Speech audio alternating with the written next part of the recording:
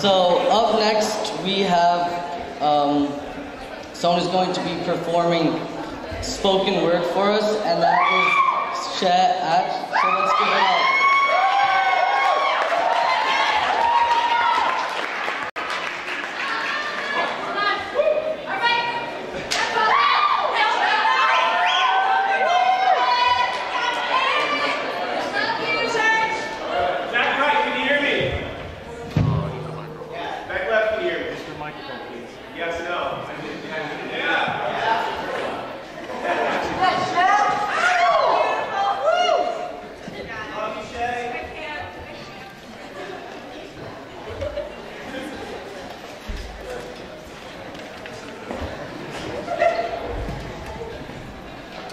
Alright, so usually how the spoken word thing works is that I'm memorized, but I just recently wrote this and there was no time, what with finals and stuff. So, that said, notes to an insecure middle school 12-year-old, or how I am still learning what it means to be black.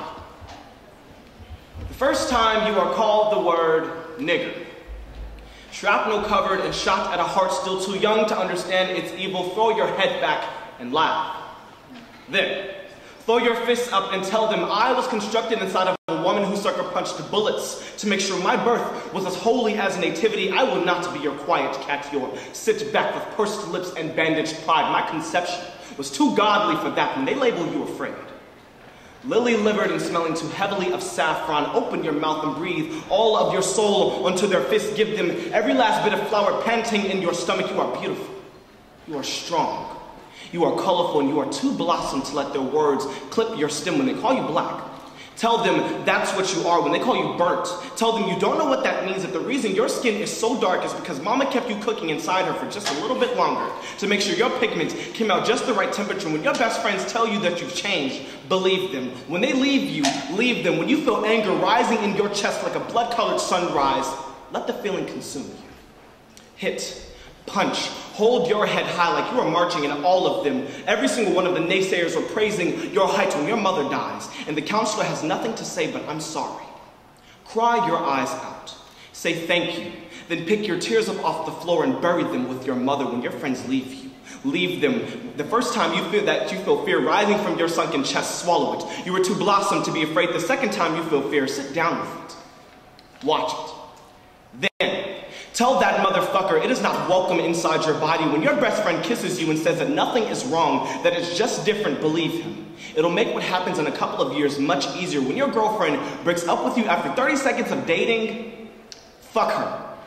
You were too sunshine for her anyway. When your daddy breaks down in front of you, kiss him, hold his hand and tell him that he built you inside of a woman who sucker punched the bullets to make sure your birth was as holy as nativity. Tell him it is okay to cry, daddy, it is okay to cry. The first time that you catch your brother masturbating, don't laugh as hard. The first time your brother catches you masturbating, laugh harder. When you kiss your best friend and feel something you were taught was forbidden, tell yourself it is okay. Tell yourself you are okay. You are okay. And you are so flower. When the little kid on the playground calls you a fag, punch him. When the little kid calls you a faggot again, punch him twice. When the little kid calls you a fag for the third time, don't punch him. Instead, laugh as if you were spilling all of your saffron onto his intolerant fist. When your father accuses you of being a faggot, don't laugh.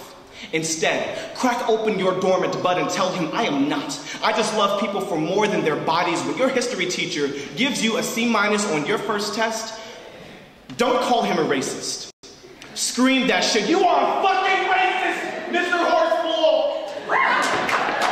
When you first smoke weed, laugh a little bit harder. When your mother dies, cry a little bit harder. When you first find out about lupus, analyze it. When you first hear of diabetes, analyze it. When you find out that your mother has both of these diseases, be rational. Then pray the hardest you ever have in your life, the hospital beds are not hereditary. When your best friend admits that he likes you, don't turn away from him. Instead, crack open your dormant bud and tell him how brave he is, that some people spend their entire lives trying to find themselves. When the hospital throws up its tired hands and gives up on your mother, give her all of your hope, your faith, all the music in your iPod, and make sure she knows how much you truly love her when you read this for the first time. Don't cry. I am becoming a man who is beginning to understand the world, and you are so young and malleable in youth. We are really just dormant buds, unsure of which direction to blossom. You need to know these things, and no one else will tell you, so when you read this for the first time, don't cry. Throw your head back and laugh, remembering you were built inside of a woman who sucker punched bullets to make sure your birth was as holy as nativity, and that you are really that godly.